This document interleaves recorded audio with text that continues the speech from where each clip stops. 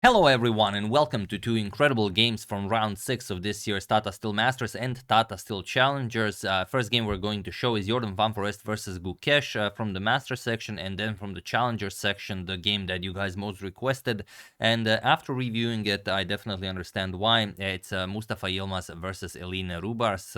Really a game so complicated that I'm only going to show like 20% of the lines that can be shown because the video would be too long. There are so many lines there.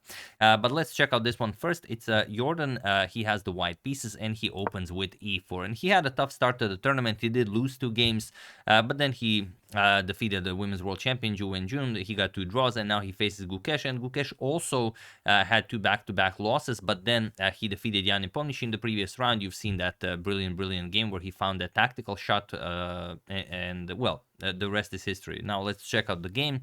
E4, E5 by Gukesh, knight f3, knight to c6, and we have pawn to d4. Jorden goes for the Scotch game, or the Scotch opening. E captures on d4, we have knight captures, and queen to f6. Putting pressure on the knight here, so you could bring the knight back, knight to f3, knight to b3. You could even capture on c6. Then we go into that bishop to c5 line you guys know all too well. But here we have knight to b3. It's a fairly rare move, and now after queen to g6, putting pressure on g2, sort of hindering the development of the light square bishop. Pawn to f3, also the e4 pawn is attacked, so pawn to f3, bishop to d6, and now knight to c3. And here we have knight to g to e7. It looks like black could capture the pawn on h2, but it's a funny thing. No, you can't. If you capture rook captures and queen captures g3 with check, seems like white should resign, but it's actually white who is much better here, because after king to e2, okay, you capture the rook, knight d5, what do you play here? Okay, the queen is defending the c7 pawn for the moment, but bishop to f4 is coming, and there's no good way to stop bishop to f4. So your only good choice is to move the king, but now bishop to f4 will attack the queen, for example, queen to h4, queen d2, and now after whatever, let's say knight g to e7, you will just capture on c7, the rook goes back, you attack the rook once again, the rook goes back, and now you play rook 8 to e1, you will put the king over to the queen side, you have all of your pieces developed, and black has a king that is uncastled. It's hard to get the rook into the game, hard to get this rook into the game. The bishop still is yet to be developed, so that's why you don't play bishop captures on h2. Even though, you know, for a bullet game or a blitz game, it does look appealing, it just doesn't work. Knight g to e7 was played, pawn to f4, and now bishop to b4. Pinning the knight here, we have pawn to f5, and now queen to f6. We have bishop to d3, and the position has been reached before in the Women's Grand Prix 2021. It was played in Gibraltar, and in that game, it was Jansa Abdulmalik versus Antoneta Stefanova. Bishop back to d6 was played, but here Gukesh goes for bishop captures on c3, and it is now, as of move 10, that we have a completely new game. So, okay, he will win a pawn. We have bishop captures, queen captures, bishop to d2, and queen back to f6. And now Jorden just castles. So he is down a pawn, but he has many pieces in the game, and Gukesh has still to develop his pieces. We have pawn to d6, now king to h1. Useful attacking move. You don't want to always be looking out for that, one check that ruins your game. Bishop to d7, at some point the knight will move, and Gukesh's bishop will take control of this diagonal. And now pawn to a4, grabbing more space on the queen side. We have knight to e5, attacking the bishop here, and queen to e1. Jorden would very much appreciate it if Gukesh would just capture that bishop on d3. I mean, it's more like a pawn than a bishop, but of course Gukesh will not do that. He just continues development, knight 7 to c6, rook to b1, and now pawn to a5, stopping further advancement of the pawn. And maybe you can, even at some point maybe develop the rook this way. All in all, a useful decision. Plus, you stop the pawn on a4, where it can be a potential target for this bishop. We have knight to c1, now comes knight to b4. The b7 pawn is hanging, so here Gukesh defends it by bringing the knight to b4. And now, of course, you don't want to capture the knight here. Even if you could win a pawn, I mean, you're giving up your dark square bishop and, staying in the game with this light square bishop, that's a pawn, and that's not the way to play chess. So here we have queen to g3 by Jorden, and now pawn to h6. We have knight to e2, bringing the knight to f4 or d4. We'll see what Gukesh plays. Now pawn to g5. Sort of asking, are you interested in f captures and g6 en passant? And of course, Jorden is. He wants to open up the f file for his rook. We have queen captures, offering a queen trade. And now, can you trade queens here? Well, you could, but you're already down a pawn. So, you know, trading queens doesn't really do all that much. And the problem is, if you trade queens, you can't even win that pawn on b4. For example, bishop captures on b4, a captures and rook captures. Look at this. Pawn to c5 attacks the rook, and once the rook moves, doesn't really matter where, pawn to c4 traps this bishop. I mean, it feels sad trapping this bishop that's already trapped. I mean, probably a pawn is stronger than this bishop, but yeah, objectively it would be winning for black. So you don't have this option. You have to play something else. Queen to f2 by Jorden, and now Gukesh just goes knight b captures on d3. We have c captures and knight captures on d3, which probably could have been avoided if the queen was played on e3, as now he does have to waste a move. Queen to d4, attacking the knight and the rook on h8, but here just rook to g8. Gukesh solves all of his problems because the threat of checkmate is much greater than the threat of losing a piece. So okay, knight to g3, and now Gukesh just brings the knight back, knight to c5, while defending the b7 pawn. Pawn to e5, okay, the black king is still in the center, of course Jorden will go after it. Knight to e6 now, attacking the queen, queen back to b2, and now bishop to c6. And this is the strongest move in the game probably, and this is now the strongest piece in the game, defending on b7 and becoming the absolute attacker here. E captures on d6, and now look at this beauty, queenside castles. Gukesh says, I don't care about captures or anything, as long as my bishop is guarding b7, your queen, rook, and the dark square bishop are completely useless. So here, d captures on c7, and just rook to d4, bringing the rook into the attack, also going after the a4 pawn. Rook to d3 was also possible, keeping the d4 square available for the knight, but rook to d4 is also fine. We have rook beat to c1. Of course, Jorden would very much enjoy eliminating this bishop by rook captures on c6, but Gukesh will now not allow it. Rook to h4. And now, if Jorden captures the bishop, look at this. Rook captures bishop, now comes rook captures on h2 with check. If king captures, then queen captures with check, followed by queen captures on g2 with checkmate. And if you don't capture the rook, then the rook forces you to capture. Again, queen captures on g3 will come. And if you play king to h1 now, again, rook to h1, king to g1, and now you get checkmated. So that's the idea. So, okay, you can't capture the bishop right away. Rook to c3 was played, and now knight to c5. Again, preventing the capture of the bishop, and maybe even eyeing that a4 pawn. So, okay, rook to e3, getting the rook out of harm's way, and now we have rook captures on a4, since the bishop is now out of danger. But now rook to f6, attacking the queen, and again hoping to get that rook captures on c6 in, but now queen to g7, pinning the rook. Now the rook cannot move. Okay, bishop to c3. Again, Jorden is hoping to give up the rook for the light square bishop. Now comes queen to g5, going for the rook here. So now if you capture the bishop here, of course, not pawn captures, but first queen captures on e3. So queen to e2, adding a defender here, and now knight to e6, closing off the e file for the rooks, and again preventing rook captures on c6. So it's a game where Jorden had a light square bishop that's basically a pawn, and Gukesh has a light square bishop that's worth more than any other piece on the board. And here we have rook to f5, attacking the queen and going after that a5 pawn, as it is attacked twice. But Gukesh here has such a brilliant tactical shot, similar to the one he did against Yanni Pomnish in the previous round. Feel free to pause the video and try to spot this beauty while I give you a couple of seconds.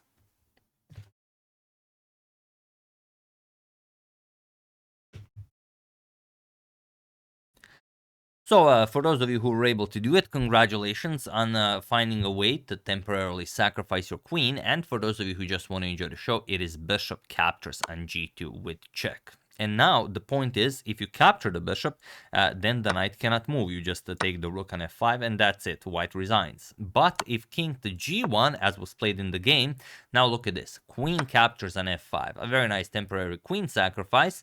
Of course, the queen has to be captured back. Knight captures on f5. And now bishop to f3 check, winning the queen on e2.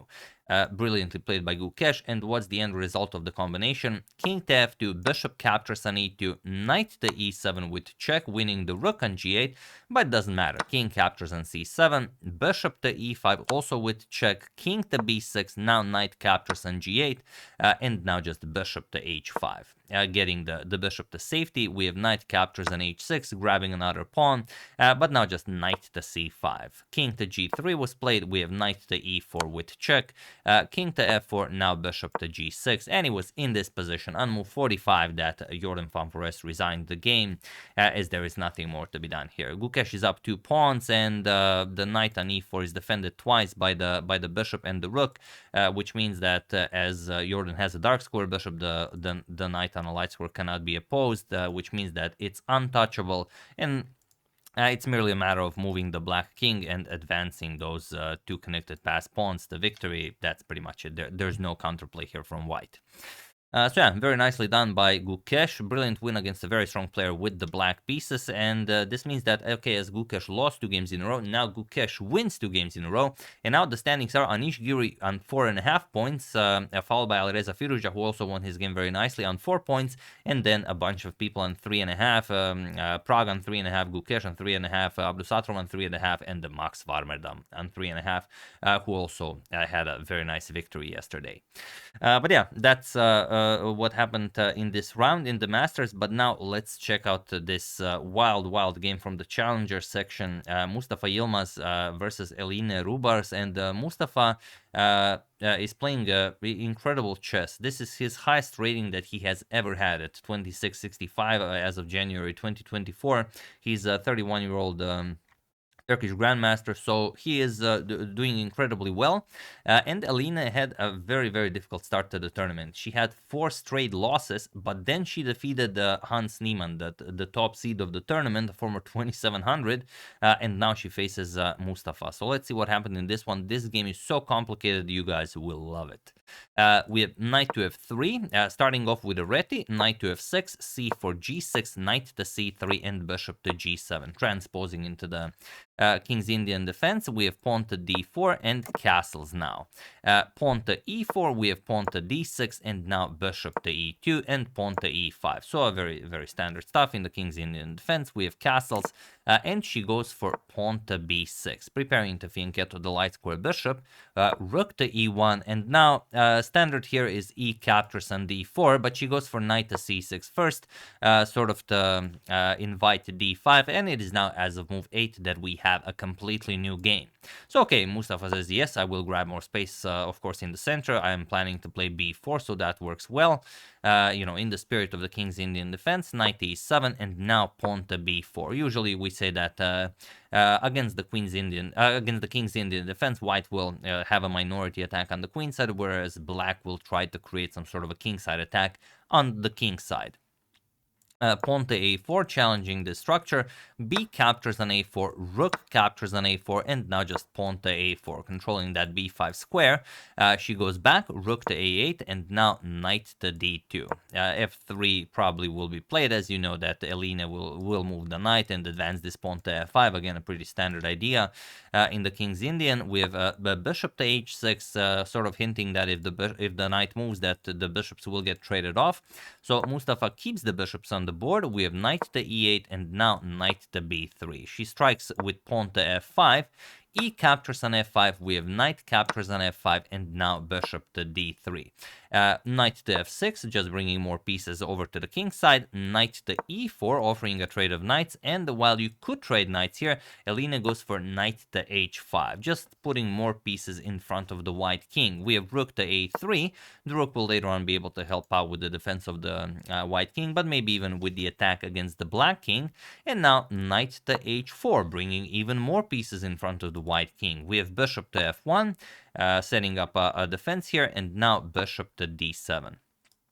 Putting pressure on that a4 pawn, and Mustafa plays pawn to a5, just gets rid of the weakness. We have b captures, knight captures, and now queen to e8. And here we have pawn to c5. Queen to e8 was a slight imprecision because now pawn to c5 is actually incredibly strong for Mustafa, but she she figures out how to complicate the muddy waters even further here. The problem with c5 is that if you capture, d6 is just winning. There's no way to counter this. The move is so strong. How do you react to this? If c captures on d6, you will play knight captures on d6, and that's just all there is to it. You can't really you can move the queen, but then rook will capture on e5. This diagonal will open up. The bishop comes to c4. This diagonal is already open. The black king simply will not survive in such an open position. But look at this. Eline plays queen to f7. And the position is winning for Mustafa now, but only if he finds a very, very correct idea here. Even without pausing the video. Can you see the idea? Mustafa played the move fairly quickly. He played the immediate c captures on d6, and while this is good, it's not the best. The best is knight to c4. And the point is that now, okay, there's this tension between the rooks. You can or you don't have to, but okay, let's say the rooks get traded off. Now pawn and the bishop to f5 will put pressure on the knight to remove one of the defenders here, but now knight c captures on d6. Now he should sacrifice a piece, and after captures knight, captures, attack the queen and bishop, and after the queen moves, let's say attacking the bishop on a3, that's undefended. Now knight b5 defends, attacks, while the knight is defended by the bishop on b5. So this is a set of moves that you have to find if you want to win the game on the spot, and this is a one line to rule them all. But c captures on d6 was played, which is still good, but a bit suboptimal, because now after bishop to f5, okay, what do you play here? Her idea is to remove the defender of the f2 square and just play queen captures on f2. Now comes pawn to f3 and bishop captures on e4. Okay, obviously you have to capture with the rook. Now comes knight to f5. And look at these knights in front of the white king. Look at the bishop with the possibility of entering maybe to e3 if the rooks lose control of that square. The knight also attacking d6. So what do you play here? There is an argument that maybe it would be best to advance this pawn all the way to d7, but he goes for knight to c4 now. And this is now, much worse than if the knight had come to c4 in the position that we discussed. Here also a fun idea would be pawn to g4, and she's kind of baiting this with this knight to f5 move, and it's even the sort of the strongest move by white. Let's say pawn to g4 attacks the knight. What's the idea? The idea is knight captures on d6 to attack the rook, and now after rook captures on e5, opening up the diagonal, plus also the knight on h5 is still hanging. Now rook 8 to b8, attacking this bishop, and once this gets defended, now you move the knight, so okay, you don't lose the knight for nothing. Knight to c6, you attack the rook here, and after a trade here, for example, captures and captures, you will move the rook to e8, and okay, the game continues. But, you didn't really gain all that much. So instead, he played knight to c4, and now comes rook captures on a3, and now bishop captures on a3. And this bishop captures on a3 did not come lightly. Now here you have to decide, do you play d7? Do you play bishop captures on a3? Do you just go knight captures on e5, as it does come with an attack on the queen? Is it a free tempo? The problem is knight captures on e5 can be played in so many different ways. Look at this, queen g7, and now pawn to d7. Okay, you have a defended pass pawn on d7, but now look at this, knight d6 attacks the rook, and now after knight to c4, with the idea of eliminating the knight while defending the bishop, as the black queen on g7 is attacked, Eline could sacrifice the queen. Queen captures on b2, knight captures, and knight captures on e4. And considering Eline's style, this is probably what would happen. F captures on e4, and now even knight to f6, where you will pick up this pawn, and okay, you have two rooks for the queen in a very, very tricky position. White does have this, future possibility of e4, e6, but it's still incredibly complicated. And Mustafa was much lower on time than Eline. He was already below the 10-minute mark. And if you try, for example, defending the pawn, you just get destroyed right away. Just bishop to e3 with check, and once the king moves, knight captures on e4, and there's no defending this position. So it's very easy to misplay this with white. So bishop captures on a3 does seem to be the way to go if you don't want to, overcalculate in a time scramble. C captures on d6, and now we have queen to a4, activating the queen. You could also, capture on d6. It's possible, but it would lose you the game. Look at this. If knight captures on then queen to a7 check, picks up the bishop, and if the bishop captures on d6, then you have this very interesting queen a7 check, king to h1, and now knight to g3 with check. You sacrifice one knight, so the other knight delivers check, and once king h2, now knight captures on e4, f captures, and queen f2 with an unstoppable checkmate. So that's the problem. So that's why you cannot go after the d6 pawn. Queen to a4 was played, and now comes knight to f6. We have rook back to e1. Now queen captures on d5 and king to h1. We have queen to d4, going after that f2 square, and now queen to b3, threatening some very nasty discoveries here. So king to h8, and now this move, although it's only move 33, Mustafa played it with 4 minutes, less than 4 minutes on the clock. He played knight captures on d6. You should have played bishop captures on d6, and Eline's position is still better, but knight captures on d6 loses the game on the spot. However, Eline missed it. Do you see how she could have won the game on the spot? It's a very, very cool idea. You know, while I give you a couple of seconds.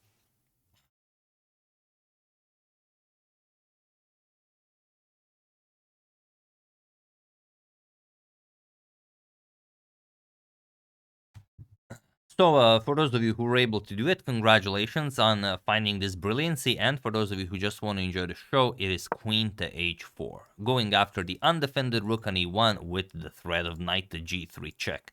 And now, if you go rook to b1, let's say you want to save the rook, then knight to g3 with check. King to d1, queen to d4 check. The knight is covering h1, so you don't have a move here. You have to play queen to e3, and then queen or bishop captures on e3 will be checkmate. So after queen to h4, your only move is not to save the rook. You can play something like knight captures on f5, give up the rook, but then after queen captures on e1, again, not much to be played here. Bishop is hanging. You can defend the bishop, but now bishop to e3, and that's pretty much it. Of course, not bishop to f4 or something like that, with the idea of eliminating the defender of the f1 square, because then bishop captures is enough for a draw. But after bishop to e3, there is no defense here. After bishop captures on f8 and queen to f2, threatening queen to g1 checkmate. Only move is queen captures on e3, but black has too much material. This is not playable. So after knight captures on d6, Eline took back knight captures on d6, and now he spotted the idea as the rook here is hanging, rook to d1. Now he wants to win back material, of course the knight here, but he missed one very tricky move, and that is bishop to d2, which still, okay, Eline is up a piece for the moment, but it still doesn't mean anything if he plays it correctly. But again, in time trouble, he missed queen to d3. Queen to d3 with the idea, okay, you either win the bishop, or knight f to e4 is played, which is the strongest move, going for knight to f2 check, and if pawn captures, then there are ideas of, well, if the knight is captured, then what do you play? Knight captures on e4, and after queen captures on d4, e captures on d4. Okay, it can be played. Bishop captures on f8, now knight to f2 check will pick up the rook on d1. But it's pretty similar in all the other lines. Like if knight f to e4 and queen captures on d4 first, you will play captures, then the other knight captures, again going for knight to f2 check while defending the bishop here. And after bishop captures on f8, you will capture the rook on d1. And okay, Eline is up a pawn, but all in all, it should be a draw. However, after bishop to d2, bishop to d3 was played with the idea of just capturing the bishop now, but she throws in pawn to e4. And now there's just no way to get out of this, undamaged. Rook captures on d2 was played, e captures on d3 now she's up a piece and also has this pawn on d3, so you have to do something. Rook captures on d3 was played, again looks great as the knight might hang, but there's queen to f2.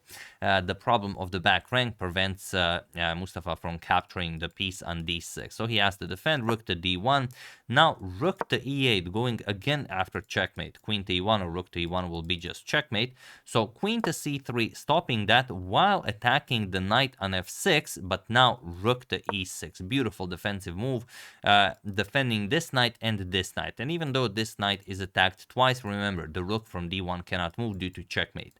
So he has to waste the move playing h3, and that's all the time Eline needs to keep her extra piece, knight to e8, and now everything is defended. Eline is up a piece. Mustafa is up a pawn, but a piece is stronger than a pawn. So now it's time for Eline to prove that she can win this, being up a piece. Queen to c5 was played. He even offers a queen trade right away, and she accepts. It's hard to say why you would offer a queen trade in such a position. Of course, it's much better for Eline, whatever you play. It just feels like with the open king, maybe it would be a little bit better to do it with queens on the board. But okay, queen to c5 was played. We have captures, king to g8, and now queen to d2. I think he realized that Eline is not one to be trifled with, on an open board, that she is very deadly when it's time to calculate. King to f7, rook to a2. I guess he figured that, if he has chances of drawing this, they lie in the end game, maybe in a long, grueling endgame. g5, we have king h2, king g6, g4 now, sort of stopping the black king from advancing. Knight to d5, bishop to f2, rook to f6, and now rook to a3. This is objectively completely winning unless Eline really messes something up. Rook to c6, h4, rook to c2, king g1, just defending the bishop, h6, and now rook to a6 with check. Knight e2, f6, and now even rook to a7, cutting off the king here. And now if he can get h5 check in, he will win material. The only move will be knight captures. So of course Eline blocks the rook. Now h5 can be played. It doesn't do anything though. Like if h5 checking goes back, you can even attack the knight as it's pinned, but the other knight will come to its defense, not a problem. So rook to a5 was played, putting some pressure on this pawn here, but just knight f to d5. H captures on g5, h captures, and now rook to c5, offering even a rook trade. We have rook to d2. You could capture on c5, but then a draw is almost sure, so the rooks need to remain on the board. Rook to d2, rook to a5, and now rook to d3. Going after the pawn, king g2, now knight to f4 with check. King to g3, and now rook to d2, making it hard for the white king to go anywhere. If the bishop moves, rook to g2 will be checkmate. So rook to a1 was played, knight c to e6, we have rook to a6 and king to f6. Rook to b6, preventing the king from entering the game. Now rook a2, we have bishop to d4 with check, king to e7, now rook b7 check, king d6, rook to b6 check, king d5, and rook back to b2, offering a rook trade. But now rook to a3, bishop back to f6, going after the g5 pawn, and knight to d4. Saying, okay, you can have your g5 pawn, but if bishop captures on g5, then rook captures on f3, and the knight is nicely defended here, because if you after rook captures on f3, the white king is in check. You have to move it, and then you just get checkmated. If you go to h4, then rook to h3 is checkmate. If you go to h2, then the rook continues checking. Rook to h3 check, king has to move, and now, of course, the knights can move. But after knight to d4, bishop captures on d4 was played. It is the most precise way to do it. King captures. Now rook to b5. Again, going after that g5 pawn. If he can eliminate that, the two connected pass pawns might be able to rival a knight. But of course, she has no reason, to allow that. Rook d5, rook b7, rook to a5, rook to b7, now knight to f4. Again, going for that wonderful checkmate, rook a2 followed by rook to g2 checkmate. So rook to g8 was played, and now rook to e5. For the moment, if you go rook to a2, then rook captures on g5, and that's a problem. So you can't move the rook as long as the g5 pawn is attacked. So rook to e5, now comes rook to d8 with check, king to e3, and now rook back to a8. Now you don't have a way of getting the rook to e2. King to e2, now comes rook a2 check, king to f1, and rook to a1 with check. Rook to e1, this is how Eline infiltrates the position. Rook a5, and now knight to e2 with check, king h2, and king to f2. Allowing the capture of the g5 pawn, but it doesn't really matter. If the rook captures on g5, then knight g3 with an unstoppable checkmate on h1. So instead, after king f2, f4 was played, but now g captures on f4. g5, he does create a pass pawn, but Eline just goes rook to g1. King h3, we have pawn to f3, king to h4, and now knight to f4. Rook to a2 check, we have king to e3, and now pawn to g6. And now knight captures on g6. Even if she captures with the rook, there's no way for for her to actually stalemate the white king, because even if you go rook here check, then king captures. It's not king will not capture. It's not going to be stalemate. For those of you who are wondering why, the king cannot go anywhere. So if the rook disappears and it's white's move, it's a draw, it's stalemate. But if rook checks here, then the knight will capture. If you go rook to a3 check, you will not have a chance to sacrifice the rook because the knight will just block. And as soon as the knight moves, you do have access to these squares. So okay, you could capture with either, doesn't really matter. King to h3, and now knight to f4 with check. King to h4, and knight to d3, rook to a8, and now pawn to f2, preparing to advance the pawn to a queen. Rook e8 check, knight to e5. Or no, it didn't even come to this point. Let me just check at which point the game ended. I don't want to trick you guys. Yeah, it ended with this knight to d3 move. Yeah, it was in this position on move 85 that Mustafa Yilmaz resigned the game, as there is nothing more to be done here. I just wanted to show you why. Well, if the rook moves, okay, you can deliver some checks, but you can even play this beautiful tricky knight to e5 move. You can sacrifice the knight, and after king f4, you don't even have to promote the pawn to a queen, because rook to h1 will now be checkmate. Or, you know, you move the king and then you allow the capture of the rook on e5.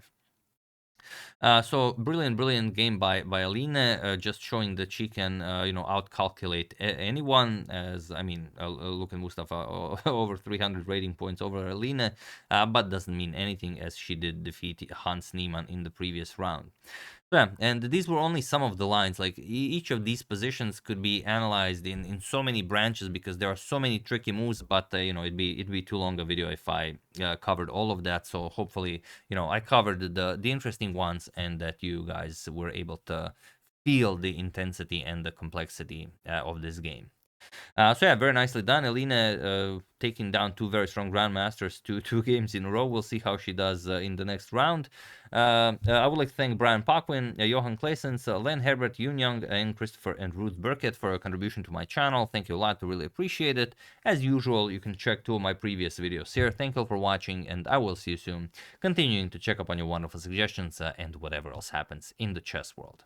So thank you all. I will see you soon, and have an excellent rest of your day. And I just realized that it's 2 p.m. Central European time, so the next round just started. See you soon.